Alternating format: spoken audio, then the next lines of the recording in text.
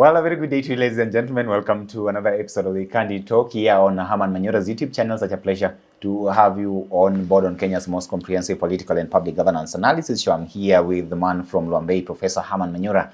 How are you, sir? Good. Yes. Let us look at this. One, in the first place, I want us to look at what is taking place within the Orange Party. But then before that, of course, the former PM, Raila Odinga, decided to give his voice on what has been the talk of town regarding the Adani deals. Of course, it has been said that we are being kept busy while at the same time deals are being done here by this government. It's said that this is a reputable company, of course, that has done projects successfully elsewhere, and therefore, just give them time. Let the government go ahead and do this. It says this is the best approach because in the first place, we do not have enough money. We can't overtax our people. The debts are here. So the best way to go would be the PPP way. And is here advocating for this particular group. What do you think really informed Raila's decision to lobby for the Adani group here? Raila's support for Adani is bewildering. Many people are shocked. But having listened to him, of course, there will be two main reasons. The first reason will be working with government at the level at which is working with Ruto, then compels you, makes it difficult for you to drive in the opposite direction. You must drive in the same direction as the government you are supporting. He says he's not working with the government? No, forget about that. So, Ruto has strongly spoken in favor of Adani. And the government is going ahead with contracts with Adani in the energy sector, in the health sector, and the main one, which was the airport. So because Raila is working with Ruto, then he finds himself compelled to do the same, to go the same direction the government, and therefore to support Adani. The other reason is a rational one. Raila, in principle, anybody would agree with Raila that it's not about Adani, for that matter. It's about PPPs, private-public partnerships. The Raila reckons that that's the way to go. That many of these projects have huge demands on the dollar, that the country cannot raise those resources. There is a huge infrastructure we need to do, improvement of our airports and energy sector, to end power shortages, and many other things we need to do. We don't have the money for it. Borrowing is becoming a faint option for many reasons, including that we have overborrowed and we will not be in a position to pay. So what is the option? And Raila thinks the public, private, public PPPs is the way to go. So that is a matter of principle, it's a way of looking at it. And you'll be unreasonable to not to see it. But just before you condemn the PPPs, Raila then argues also that that is something he worked on as Prime Minister, and I think much earlier perhaps, and that it has just been bastardized. There's something they took to Parliament, and I think Cabinet, Parliament, along the corridors of how you process that into law or whatever, it was bastardized. So Raila thinks if you brought the original thinking of PPPs, then there's a good idea and that's the way to go. And then he thinks if you look at it that way, then there's nothing wrong with Adani. But that is from a reasonable point of view. But things aren't always like that. We don't always reason about things. Sometimes it is public perception. What do people think? And I don't think Raila is one of those people who should be oblivious to public perception. So the truth is, the public are not happy with Adani. So there we are then. Could it mean that perhaps the public perception here is influenced by the kind of news that they've been hearing about Adani, of course, a lot more people talk of propaganda and so on and so forth. Maybe, could it mean that the public is kind of suffering from misinformation or disinformation that could be influencing their perception? You know, outside there, so many bad, ugly things have been said about Adani that they have left a trail of evil, of corruption and theft and shoddy work and shortchanging countries and not delivering on them and overcharging and all those bad things that do with this international tendering. That's what is outside there in the public. Now, I have no idea. I have no facts. I don't know. I'm not bothered about this Adani thing. And I've said that many times.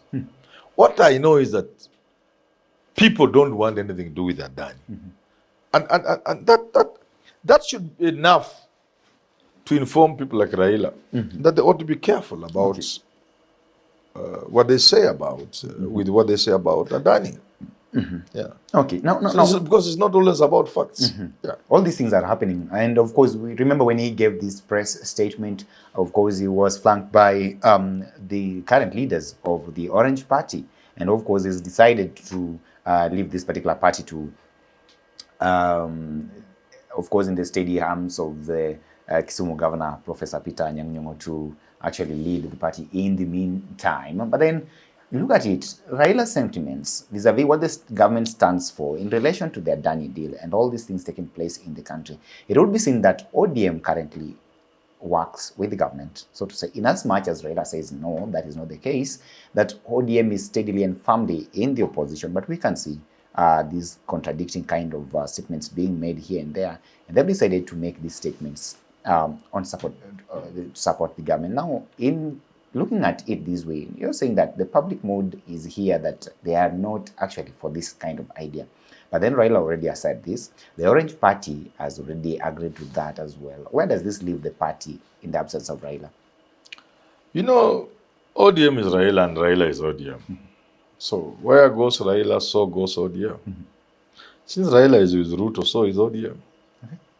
And if Raila supports Adani, so does ODM. So you don't buy that idea that ODM is not in government? We defended Raila Odinga in 2018, 2022. When people said he was part of the Uhuru government. When people wanted to share in the mess, we told people, no, Raila was not in government. Raila was merely cooperating with Ruto outside government, with Uhuru outside government. They were working on BBI.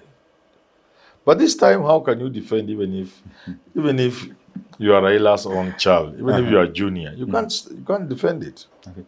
Because ODM is in government, holding key ministries in government. Everybody knows, were it not for Raila, Ruto will perhaps be at home. So how can it be said that ODM is not in government? ODM is in government. Once Raila is in government, ODM is in government. Yeah.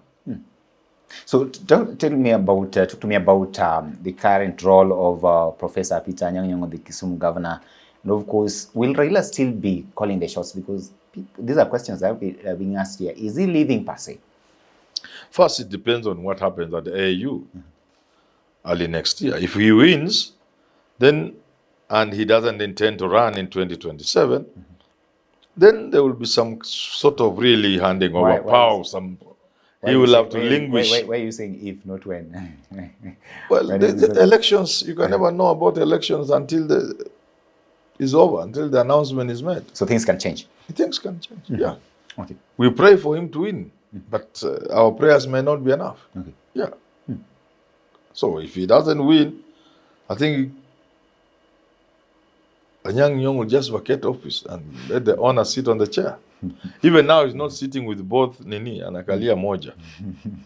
That is why I was asking whether it's now Anyang' Nyong'o who is actually directing. Anyang' Nyong'o is a caretaker, party leader. It's not a party leader. He cannot make a decision without consulting Raila. Okay. But if Raila gets AU seat and if he's decided not to run again, then at some point they will fill that position. Yeah.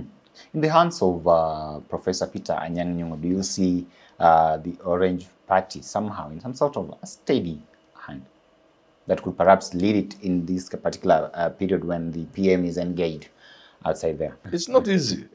If you are looking at experience, Anyang' Nyong'o a very powerful Secretary General of ODM. Anyang Nyong has been a senior cabinet secretary. Anyang Nyong is doing his second term as governor. Those are not small things. Those are not just accolades. Okay. That's sufficient experience to run a party even bigger than ODM. If you are looking at Anyang Nyong as a professional, as an academic, as a person who has struggled, been in the trenches, he's fit for bigger things than being party leader of ODM. But there are also limitations. Okay. There is age that begins to put people down. There are health issues that put people down, bog you down. There's running a county that bogs you down. But I have no doubt that Anyang Nyong, but the question is, was that the design? Unless it is the design that you run the party, you are just there. But you said that there would also be a danger in leaving the party in the hands of a Luo. Yeah, that was my thinking. That was my thinking, but all these parties are like that. My thinking had been that ODM should try and remain national. And there's no better way of doing that than by trying to leave the top leadership of the party to non-Luos. So I was a little taken aback when Gladys Wanga was made the chairman. I thought that belonged to Simbarati. I thought also that you need a strong voice at the coast to replace Joho. Then I also thought Western was important. So they did something like that. But when it comes to the party leader, I think Anyang Nyong is okay. Okay. So it's beyond Luo. Okay, for a party that has been known to perhaps resonate with the majority of Kenyans, but right now we are looking at this kind of statements that they're giving, and especially the recent one being in support of the government's policies regarding how they engage with private partners in terms of development in this country. How then should perhaps the professor navigate this so that the ODM party remains alive and resonates well with the people, but at the same time work with the government? You know, it's not about Anyang Nyong. It's about what Raila wants. So don't bother Anyang Nyong for nothing. But if it was work to be done, apart from a few challenges he has with age, like all of us, and a bit of health and too much county work, Anyang Nyong is up to task. That's a super intellectual. He's been in public life. He has a track record of things he has done in public space. So designing programs for ODM is a small thing. It's like something he can do over his breakfast. Okay. Yeah. He has what it takes. He may not have the political muscle in the sense in which Orengo would have.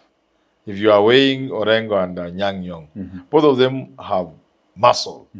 But Orengo has more political acumen than Anyang Nyong, you know, in terms of a national space. Would have a bigger name. Yeah, would be more convincing, as more fitting to be party leader. Somebody, I mean, if you are presenting to Kenyans, a Luo son, or if you are talking about Luo, Orengo looks a more viable presidential candidate. If they were looking for a presidential candidate than Anyang Nyong. But both of them are powerful people. So in terms of looking at this, why do you think that the former PM, of course, Baba, your good friend, decided to bypass the Siaya governor and went for the Kisumu governor? I think, for two reasons. I think Orengo has made for himself a few enemies within this fraternity. So most of it out of jealousy, I think. Envy and jealousy. But much more so because, you see, Orengo is substantive. It would be a substantive, the right choice for substantive party leader. But I don't think they are looking for substantive.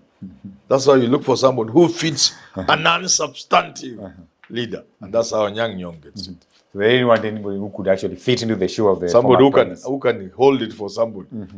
Not directly fitting into that No. shoe. Yeah, Orengo can. So you leave him around because he can go there and get ideas. Well,